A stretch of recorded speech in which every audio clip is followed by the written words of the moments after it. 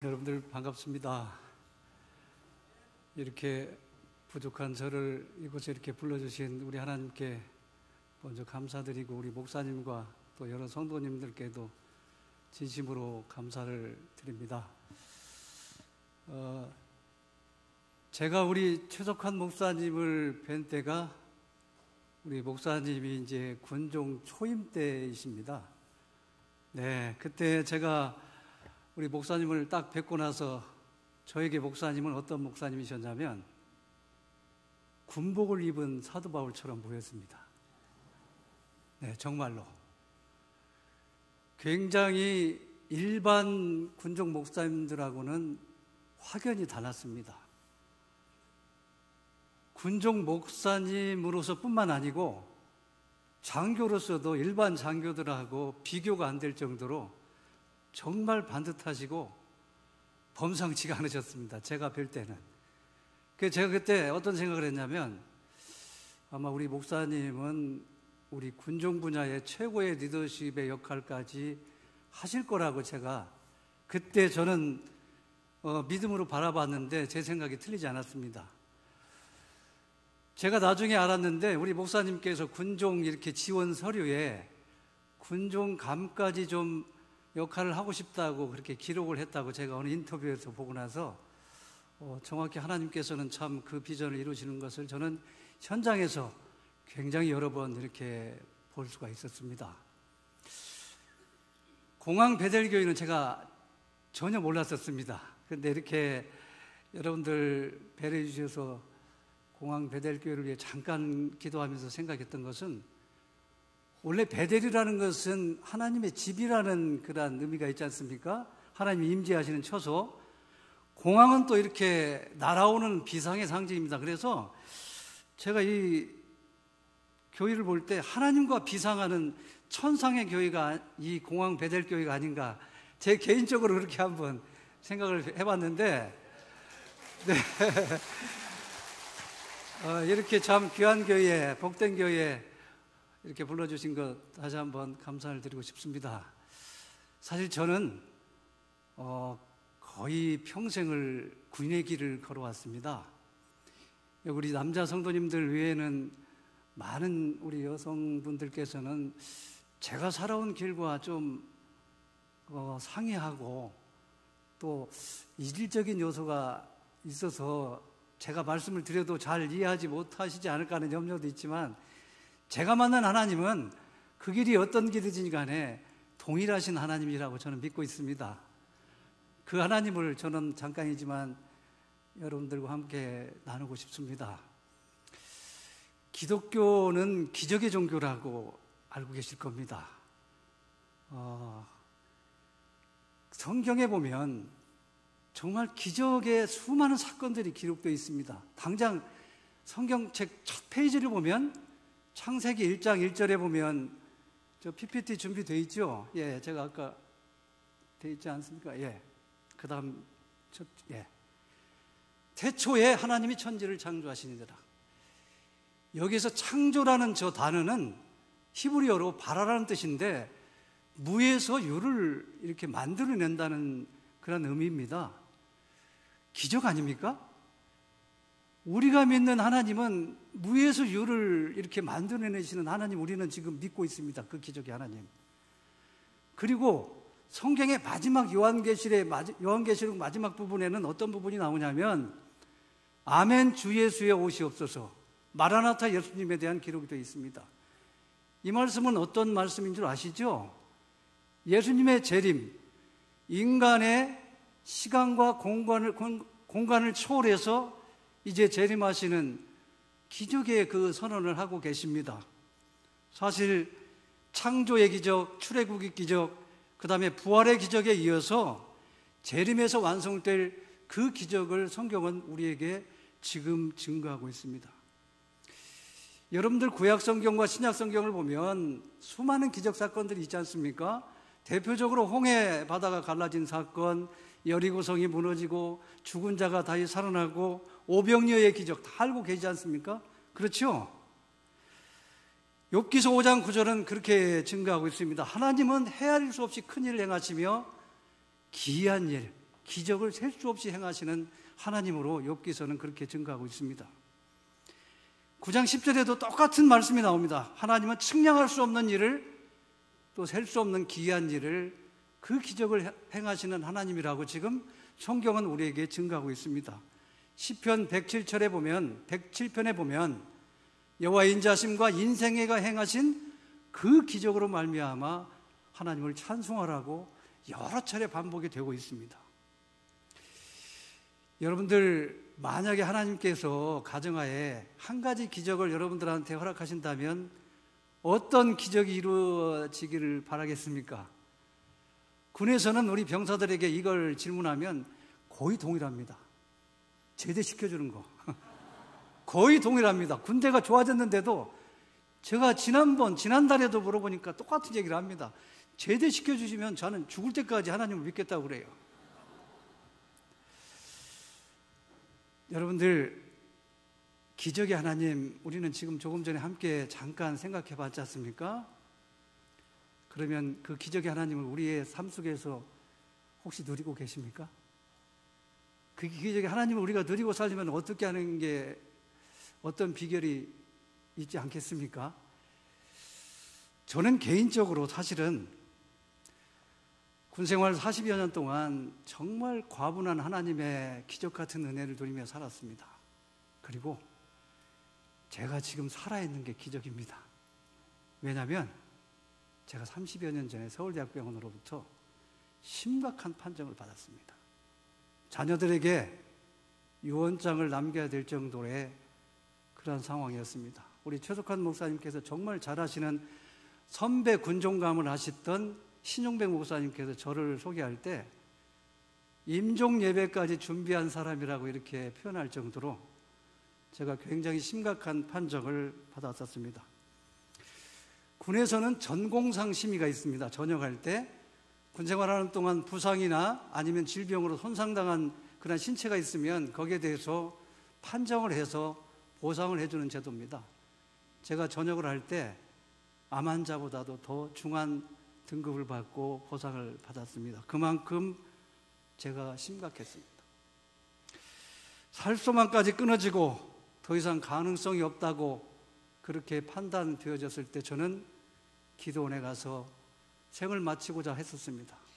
하나님께서는 고린도후서 1장 8절 9절의 말씀을 저에게 고백하게 하셨습니다. 힘에 겹도록 심한 고난을 당하여 살 소망까지 끊어지고 사형 선고를 받은 줄 알았으니 이는 자기를 의지하지 말고 오직 죽은 자를 다시 살리시는 하나님만 의지하라는 그 말씀을 저는 수없이 받았습니다. 살 소망까지 끊어졌지만 저에게 있어서 정상적으로 2016년에 전역을 했는데 전역할 때까지 저는 제가 정상적으로 전역을 한다는 건 상상도 못했습니다. 저희 아내도 오늘 같이 왔는데 저희 아내는 과부로서 어떻게 살 것인가에 대한 그런 고민이 있었습니다. 그렇지만 여러분들, 지금도 제가 이렇게 살아 있습니다. 시간 관계상 그 수많은 스토리를 제가 다 말씀드릴 수는 없고 하나님께서는 시편 118편을 통해서 저의 사정을 고백하게 하셨습니다. 여호와께 감사하라. 그는 선하시며 그 인자하심이 영원하미로다. 내가 고통 중에 여호와께 부르짖었더니 여호와께서 응답하시고 나를 넓은 곳에 세우셨도다. 여호와께서 나를 심히 경책하셨어도 죽음에는 붙이지 아니하셨도다. 내가 죽지 않고 살아서 여호와 행사를 선포하리로다. 주께서 내게 응답하시고 나의 구원이 되셨으니 내가 주께 감사하리로다. 할렐루야. 나중에 혹시 제 카톡 프로필 사진을 보실 분이 계신지 모르겠지만 나의 하루는 하나님의 기적이라는 그 프로필 사진을 제가 늘 간직하는 이유이기도 합니다. 또 한 가지, 여러 가지 기적 같은 일 중에 한 가지 나누고 싶은 것은 여러분들 만약에 이것도 가정하에입니다.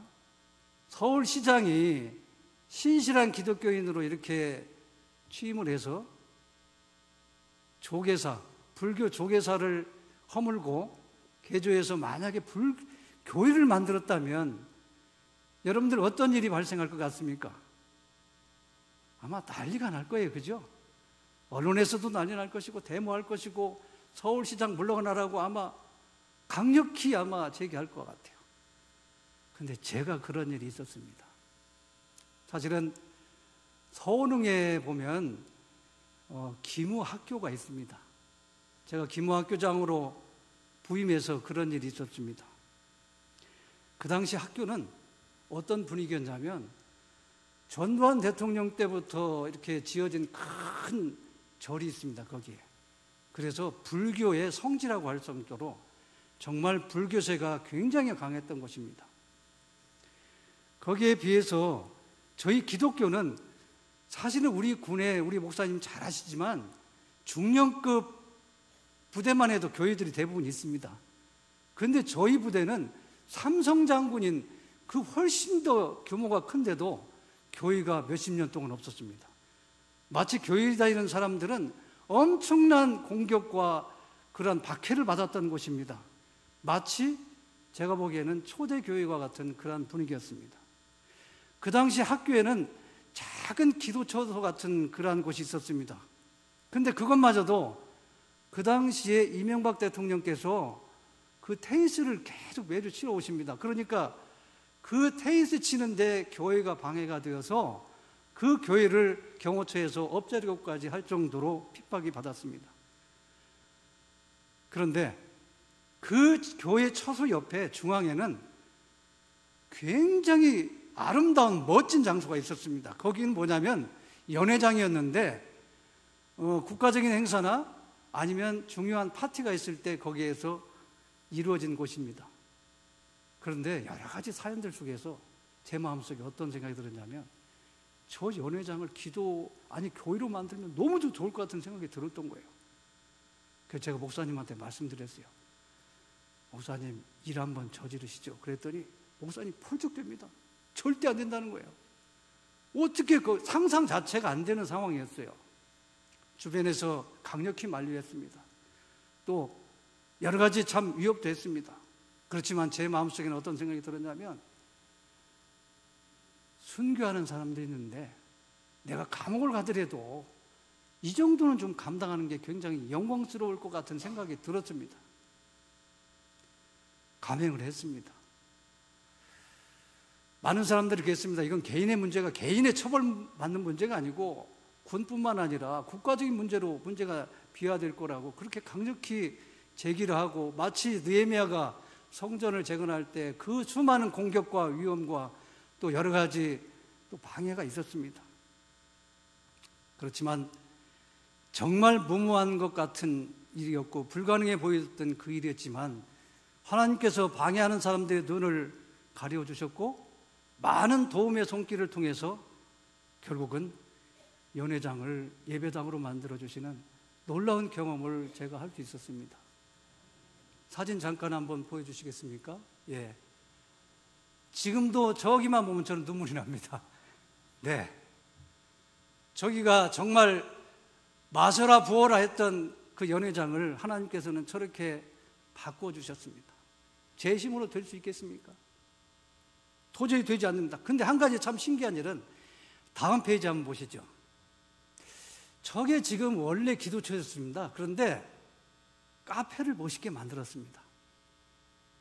제가 로뎀 카페로 저 이름을 줬는데 저게 우리 일반 성도들은 로뎀 카페 이름도 모릅니다. 만약에 저게 성경에 나오는 이름이라면 아마 강력히 반대했을 거예요. 근데 많은 방해하던 사람들, 시기하던 사람들, 문제를 삼던 사람들이 시선이 교회로 향하지 않고 카페로 향하는 거예요. 그래서 오히려 저는 나중에 우리 서울 근교에 있는 많은 우리 부대에서 저 카페를 벤치마킹하기 위해서 많이 방문을 했었습니다. 할렐루야. 정말 일일이 설명을 다 그 과정을 설명드리지 못하지만 지금도 저 교회에 가면 저는 눈물이 납니다.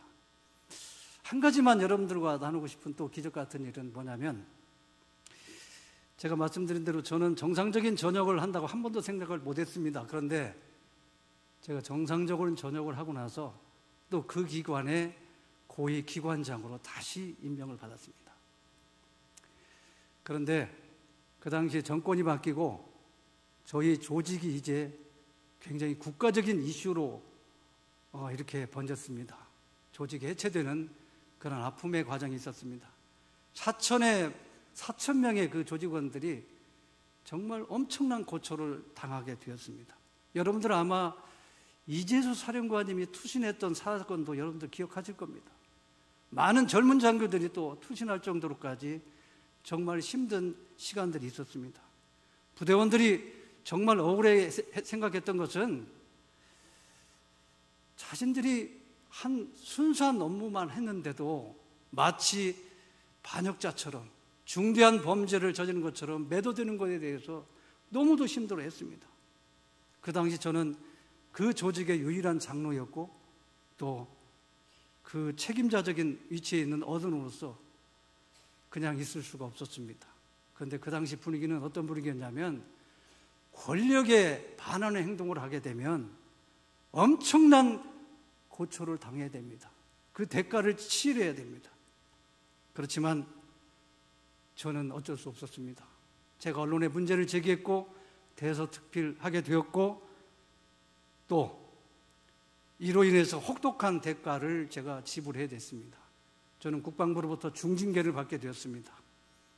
그리고 권력에 맞선다는 것이 얼마나 힘든 일인지를 저는 그 과정을 통해서 절감할 수 있었습니다.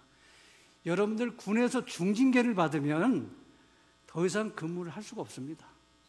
그 당시 저희 조직은 전체 조직을 해체하는 정도의 그러한 이 해고 작업이 이루어졌기 때문에 제가 거기서 살아날 수 있다는 것은 가능성이 거의 제로였습니다. 그런데 저는 그 과정에서 수많은 인원들이 해고되었지만 저는 그대로 다시 살아났습니다. 문제는 3년 후에가 더 훨씬 더 기적적인 일이 있었습니다. 제가 3년의 정상적인 임기를 마치고 나서 이제 추가적으로 임기 연장을 하게 되면은 제 직위가 장군 직위였기 때문에 대통령의 재가를 받아야 됩니다. 그런데 대통령의 재가를 받는데 임기 연장 과정에서 흠집이 있는 징계를 받은 사람들이 지금까지 패스된 적은 한 번도 없습니다. 저는 거기다가 중징계를 받은 어떻게 보면 정권에 반역죄를 지은 그런 사람입니다. 그런데 아니나 다를까 제 문제가 청와대에 보고됐을 때 크게 문제가 됐습니다. 어떻게 중징계 대상자를 더 연장시킬 수 있겠느냐. 결론적으로 말씀을 드리면 그 당시에 국방부에서 동일하게 3명이 올라갔는데 흠집이 없는 2명은 캔슬이 되고 저만 패스가 됐어요. 하나님의 기적이나 은혜로 설명 외에는 설명할 수가 없습니다. 물론 그 과정에 참 수많은 일들이 있지만 제가 다 설명드리지는 못하고 제 밑에 있는 참모들이 실장들이 그렇게 얘기합니다. 그 과정을 지켜본 참모들이 소장님의 하나님은 진짜 살아계신 것 같다고. 정말 그 풀무불에서 여러분들 다니엘의 세 친구가 살아났던 것처럼 저는 하나님께서 그 풀무불에서 이렇게 건져주시는 그 과정을 보았습니다. 그런데 여러분들, 제가 오늘 간단히 여러분들에게 이 기적 같은 일들을 소개해드렸지만 제가 오늘 여기서 여러분들하고 좀 깊이 고민할 문제는 이 문제가 아닙니다. 저는 오늘 여러분들과 함께 오히려 하나님의 침묵에 대해서 같이 고민 좀 해보려고 합니다. 여러분들 신앙생활 하시면서 하나님이 안 계신 것 같은 그런 상황이나 문제를 혹시 접해보신 적 있으십니까? 아마 없다면 거짓말일 것 같아요. 아니 모르겠습니다. 이 공항 베델교회는 없는지.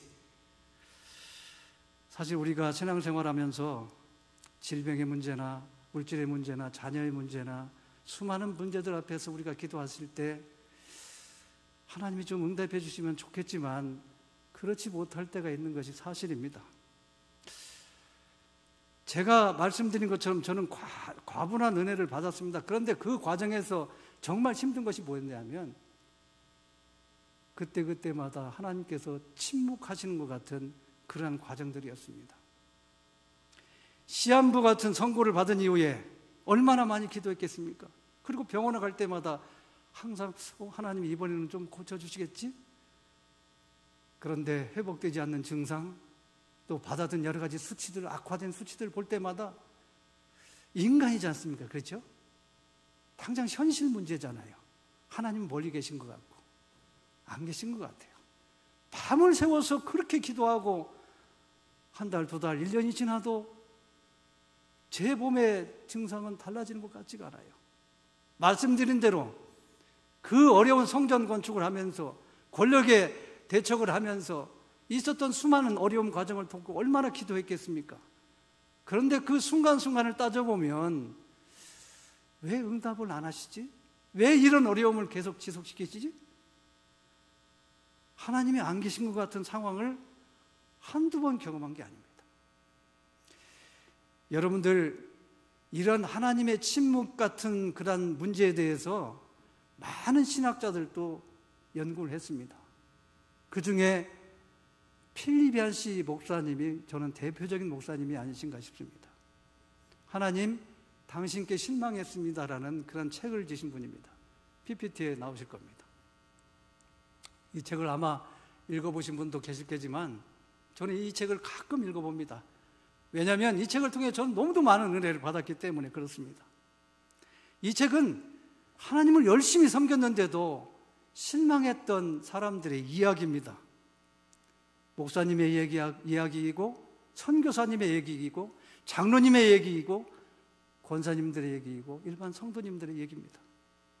순교를 각오하고 나갔지만 교통사고로 사망한 선교사님, 그렇게 열심을 다해서 섬겼지만 암으로 사망하고 가정이 파탄나고 자녀가 탈선하고 직장에서 쫓겨나고 정신병이 걸리고 한마디로 하나님께 실망한 사람들의 얘기입니다. 특히 그놈은 문제를 놓고 간절히 기도했는데도 끔찍도 하지 않으시는 그 하나님에 대한 실망. 필립 얀시 목사님께서 책 서두에 이런 얘기를 합니다. 여러분들 중에 만약에 하나님께 실망하지 않는 사람이 있다면 그 사람은 아마 불신자일 겁니다. 왜냐? 불신자들은 하나님께 기대 자체가 없기 때문에 실망하지도 않습니다. 그렇게 설명을 합니다. 그러면서 이 책에서는 하나님께 세 가지를 당당히 질문합니다. 하나님 왜 불공평하십니까? 하나님 왜 침묵하십니까? 하나님 왜 숨어 계십니까? 그러면서 이 세 가지 질문에 대해서 성경을 근거로 하나씩 접근해 갑니다. 필립 얀시 목사님은 왜 하나님의 자녀들에게 그때그때 응답해 주시면, 기적 같은 일을 베풀어 주시면 얼마나 좋을 것인가에 대한 모든 인간의 항의를 배경으로 삼고 있습니다. 그러면서 그 의문을 제기하면서 추적해 봅니다. 여러분들 한번 성경을 잘 읽어보십시오. 하나님께서는 구약 성경에 보면 우리들에게 수많은 기적을 보여주셨습니다. 그 방법을 사용해 주셨습니다. 여러분들 알지 않습니까? 홍해바다의 기적, 구름기둥과 불기둥의 기둥, 반석에서 불을 내시고 노아의 심판, 수많은 기적을 베풀어 주셨습니다. 여러분들 홍해바다가 갈라진 이후에 그들의 반응이 어땠는 줄 아십니까? 감격을 합니다. 감동을 합니다. 하나님을 찬양합니다. 출애굽기 15장 11절부터 18절에 보면 그 말씀이 나와 있습니다. 여호와여, 신중에 주와 같은 자가 누구입니까? 주와 같이 거룩한 영광스러운 자가 어디에 있습니까? 이러한 기이한 일을 행한 자가 누굽니까? 라고 난리를 칩니다. 그런데 이 성경을 한번 읽다가 불과 3일 후에 한 페이지도 넘어가지 않습니다. 마라의 스물을 만났을 때 이들의 태도는 돌변합니다. 원망하고 불평합니다. 저는 이 사람들, 저희들이 비판할 자격이 없다고 저는 개인적으로 생각합니다. 왜냐하면 저 자신이 여기에 공감하거든요. 어려운 문제를 놓고 기도를 했는데 응답했어요.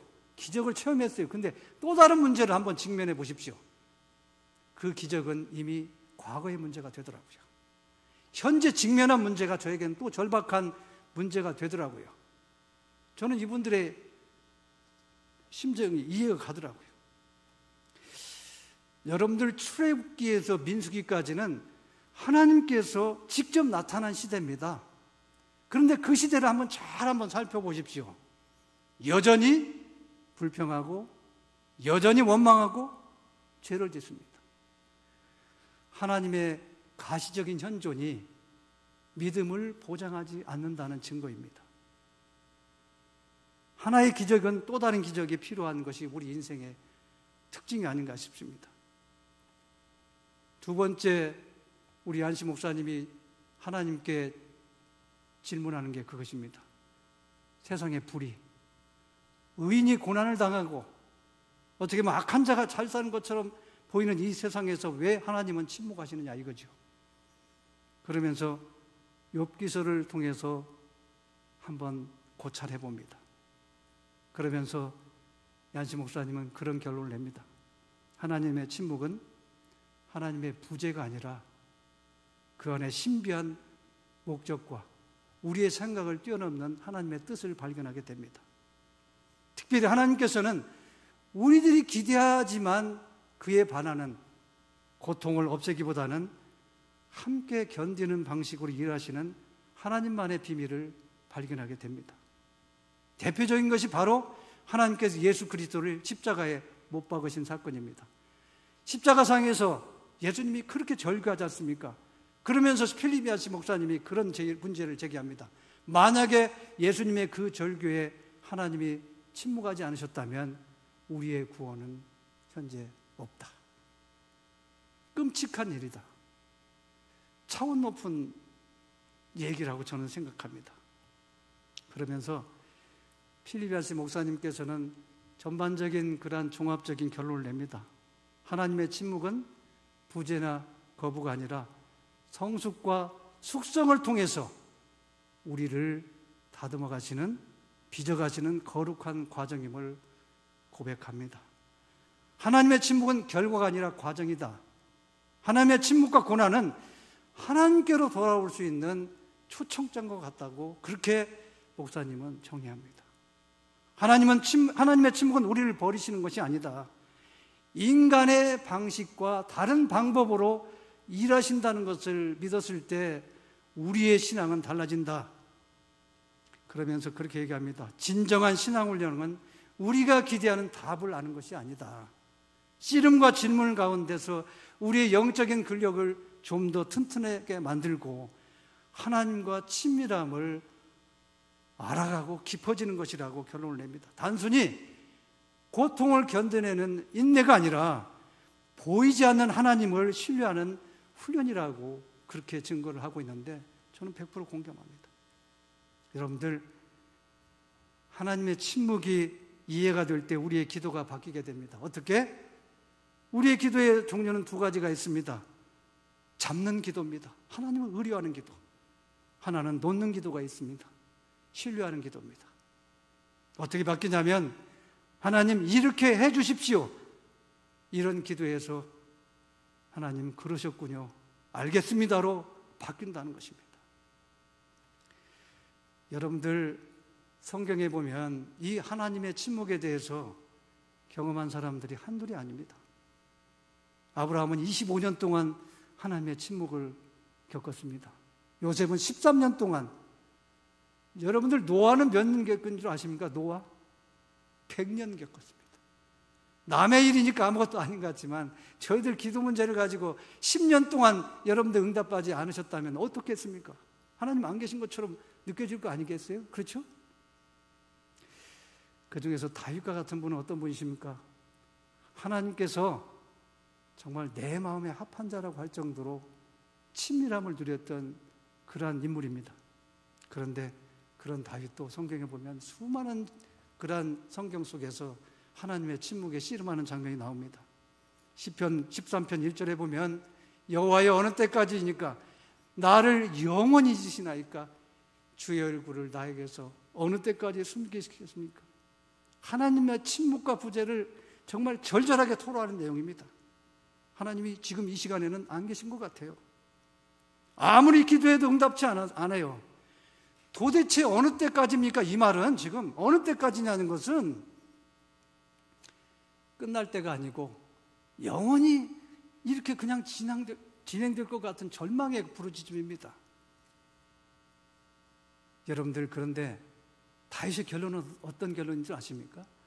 하나님의 침묵을 깊이 경험하고 하나님의 임재를 또다시 경험하고 그 비밀을 경험하고 나서 다윗은 완전히 바뀝니다. 시편 13편 6절, 내가 여호와를 찬송하리니 이는 주께서 내게 은덕을 베푸심이다. 40장 1절부터 2절에 보면 내가 여호와를 기다렸더니 귀를 기울이셔 나의 부르짖음을 들으셨도다. 나를 기가 막힐 웅덩이와 수렁에서 끌어올리셨다고 그렇게 얘기합니다. 혹시 여기 계신 분들 중에 기가 막힌 웅덩이에 지금 계신 분도 계실지 모르겠습니다.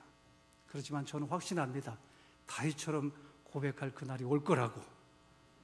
시편 23편 위대한 고백을 합니다. 여호와는 나의 목자시니 내게 부족함이 없으리로다. 이거 쉬운 고백이 아닙니다. 내게 부족함이 없습니다. 부족함. 예수님 한 분만으로 저는 충분합니다. 저는 요즘 이 고백이 얼마나 어렵다는 것을 절절히 깨닫고 있습니다. 이 다윗의 고백의 하나님이 우리 하나님이십니다. 동일하신 하나님. 여러분들 욥은 어떤 사람이십니까?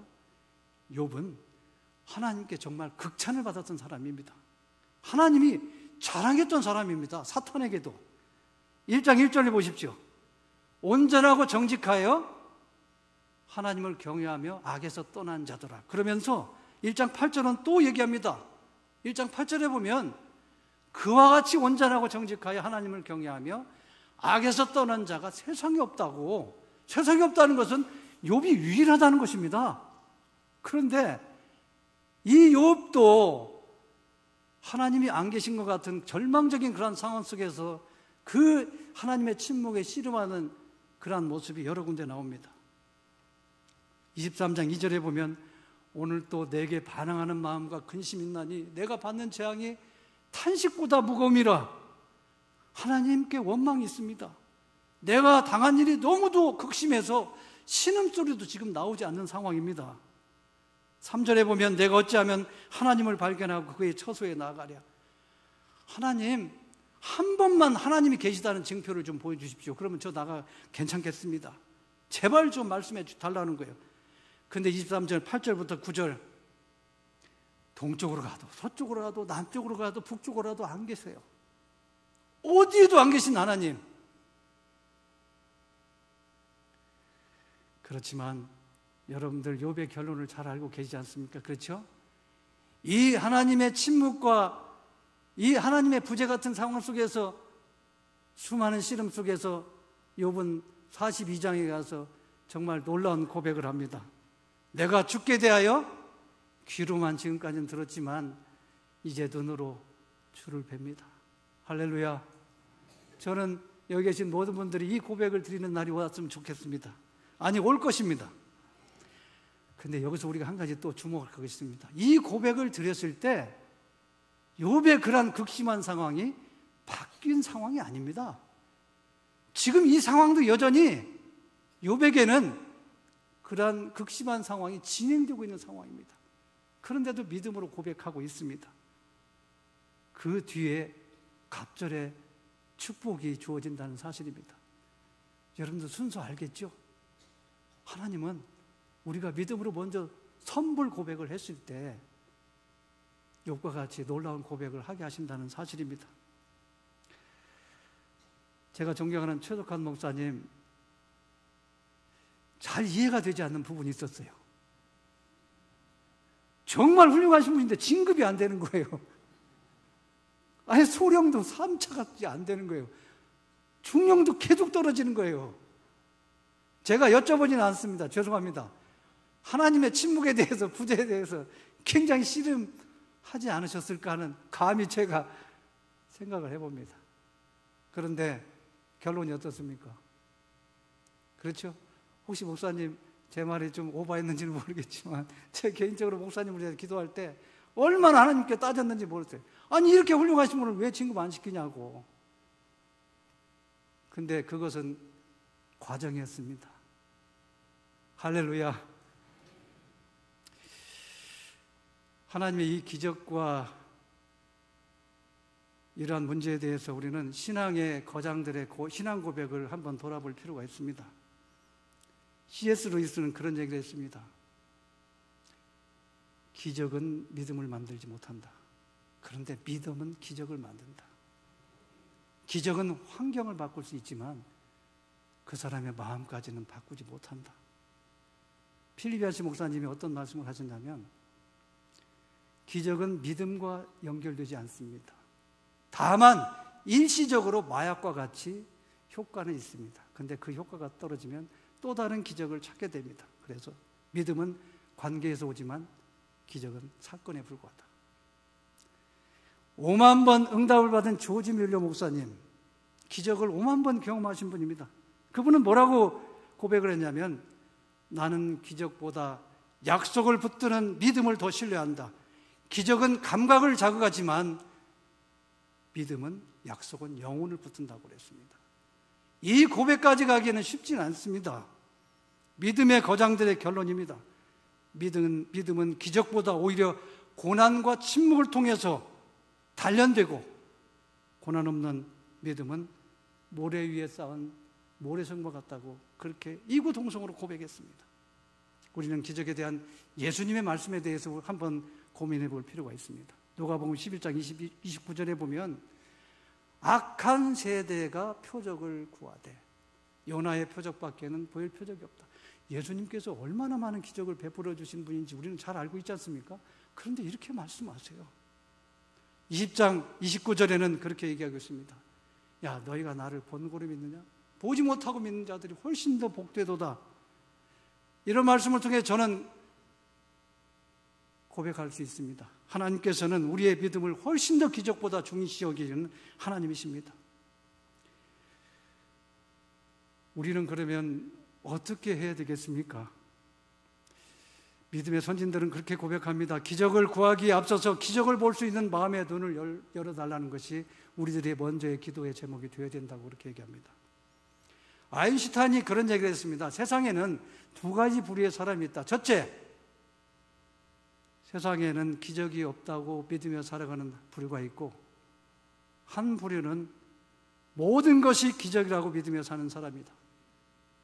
제가 존경하는 존 파이퍼 목사님은 그렇게 말씀하셨습니다. 하나님은 여전히 우리의 삶 속에서 홍해바다를 가르시고 떡 5개로 5,000명을 먹이시는 그런 하나님이시다. 또 죽은 자를 살리신다. 그런데 우리가 이러한 기적을 누리지 못하는 것은 우리의 믿음과 하나님의 입장에서 한번 살펴볼 필요가 있다고 그렇게 얘기합니다. 레너드 데이븐 힐은 우리는 기적을 보는 것이 아니라 믿음으로 기적을 만드는 것이라고 얘기했습니다. 여러분들, 사실 우리의 삶 순간순간이 기적입니다. 지금 여러분들 지구가 1460km로 자전하고 있습니다. 근데 여러분들 어지러움 좀 느끼십니까? 느끼십니까? 엄청난 속도로 지금 돌아가고 있어요. 올여름 굉장히 더웠지 않습니까? 40에서 30도, 40도나 올라가면 거의 죽을 지경이잖아요. 여러분들 지금 지구하고 태양 거리가 1억 5천만 킬로래요. 8만 킬로만 가까워지면 100도가 된대요. 이 지구상에 8만 킬로만 멀어지면 영하 100도가 된답니다. 너무도 절묘한 지점에서 저희들이 숨쉬고 있는 거예요. 어느 신학자가 그런 얘기를 했어요. 이 지구상에 숨을 쉴 수 있는 그런 확률이 프로테이지로 따지면 10의 18승분의 1이래요. 제로라는 뜻이에요. 하나님의 은혜 아니고는, 기적 아니고는 살 수가 없다는 거예요. 박완서 작가의 일상의 기적이라는 말이 있습니다. 제가 한번 잠깐 읽어보겠습니다. 덜컥 탈이 났다. 유쾌하게 저녁 식사를 마치고 귀가했는데 갑자기 허리가 뻐근했고, 자고 일어나면 낫겠거니 대수롭지 않게 여겼는데 웬걸 아침에는 침대에서 일어나기조차 힘들었다. 그러자 하룻밤 사이에 사소한 일들이 굉장한 일로 바뀌어버렸다. 세면대에서 허리를 눕혀 세수하기, 바닥에 떨어진 물건을 줍거나 양말을 씻는 일, 기침하는 일, 앉았다가 일어나는 일이 내게는 더 이상 쉬운 일이 아니었다. 중국 속담이 떠올랐다. 기적은 하늘을 날거나 바다 위를 걷는 것이 아니라 땅에서 걸어다는 것이다. 예전에는 싱겁게 웃겨 넘겼던 그 말이 다시 생각난 건 반듯하고 짱짱하게 걷는 게 결코 쉬운 일이 아님을 실감하게 되었기 때문입니다. 아프기 전과 후가 이렇게 명확하게 갈리는 게 몸의 신비가 아니고 무엇이랴. 얼마 전에는 젊은 날에 윗분으로 모셨던 분의 병문안을 다녀왔다. 몇 년에 걸쳐 점점 건강이 나빠 이제 그분이 자기 힘으로 할 수 있는 것은 눈을 깜빡이는 정도에 불과했다. 예민한 감수성과 날카로운 직관력으로 명성을 날리던 분의 그런 모습을 마주하고 있으려니 한때 빛나던 재능도 다 소용없구나 싶어 서글픈 마음이 들었다. 돌아오면서 지금 저분이 가장 원하는 것이 무엇일까 생각해 보았다. 혼자서 일어나고 좋아하는 사람들과 웃으며 이야기하고 함께 식사하고 산책하는 등 그런 사소한 일이 아닐까? 다만 그 소소한 일상이 기적이라는 것을 깨달을 때는 대개는 너무 늦은 뒤라는 점이 안타깝다. 우리는 하늘을 날고 물 위를 걷는 기적을 이루고 싶어 안달하며 무리를 한다. 땅 위를 걷는 것쯤은 당연한 일인 줄 알고 말이다. 오늘도 일상에 감사하며 살자. 우리들이 입으로는 감사를 외치지만 진정으로 느끼는 사람은 적은 것 같다. 감사하지 못하는 사람에게는 기쁨이 없고 기쁨이 없으면 결코 행복할 수 없습니다. 감사하는 사람만이 행복을 누릴 수 있고 감사하는 사람은 행복이라는 정상에 이미 올라가 있다고 생각한다. 범사에 감사하라. 이는 그리스도 예수 안에서 너희를 향하신 하나님의 뜻이라는 말씀은 조건과 관계없이 감사하는 말이고 감사하는 것은 선택사항이 아니라 명령이다. 오늘부터 숨 쉴 때마다 감사해야 되겠다. 지금 여기에 계신 여러분들 한 사람 한 사람은 지금 기적을 이루고 있는 거예요. 기적을 구하지 말고 하나님을 구하라. 기적의 하나님을 구하라는 말이 있습니다. 여러분들 기적을 만난 사람들의 공통된 고백이 있습니다. 기적은 목적이 아니라 하나님의 관계 속에서 자동적으로 따라오는 부수적인 수단과 결과라는 것입니다. 우리는 마태복음 6장 33절 잘 알고 있습니다. 너희는 먼저 그 나라와 의를 구하라. 그리하면 이 모든 것을 너희에게 덤으로 주시리라. 쉬운 성경으로 저렇게 해석을 했더라고요. 덤으로 주시리라. 알렉스 켄달이라는 분은 그런 얘기했습니다. 기적은 하나님을 향한 여정 중에 표지판일 뿐 목적지가 아니다. 그런데 우리는 더 목적지를 구하면서 살고 있다. 기적을 경험한 사람들의 공통적인 특징, 먼저 간절한 기도, 간이 저려질 정도의 절박함으로 드린 기도, 감사할 수 없을 때 그리 아니할지라도 감사하는 삶, 이해되지 않는 상황 속에서 동요하지 않고 세상이 감당하지 못하는 믿음, 목숨을 건 순종의 때임을 우리는 볼 수 있습니다. 히스기야가 통곡하며 기도했을 때 15년의 생명을 연장해 주셨고 자연적인 초자연적인 현상까지 보여주셨습니다. 엘리야가 목숨 건 기도를 드렸을 때 하늘에서 불이 내리는 하나님께서 기적을 보여주셨습니다. 바울과 실라가 감옥에서 한밤중에 감사 찬송을 했을 때 옥문을 열렸고 다니엘이 사자굴에 던져졌을 때 도저히 감사할 수 없는 상황 속에서 그 하나님께 감사했을 때 하나님께서는 사자굴에서 건져내시는 기적을 보여주셨습니다. 이스라엘 백성들이 믿음으로 여리고성을 돌았을 때 그 웅장한 여리고성이 무너졌습니다. 여호수아가 믿음으로 요단강을 건넜을 때 홍수가 멈추는 기적을 보여주셨습니다. 특별히 저는 자신합니다. 기도는 하나님의 기적과 뗄래야 뗄 수가 없습니다. 임계점의 3시간 기도의 법칙이라는 책이 있습니다. 부재가 기적이 일상이 되는 그러한 책입니다. 이 책에 이런 내용이 나옵니다. 여러분들 만약에 매일 1시간 기도하면 여러분들 자신을 잃을 것입니다. 여러분들이 만약 2시간을 기도하면 그날 사탄을 잃을 것입니다.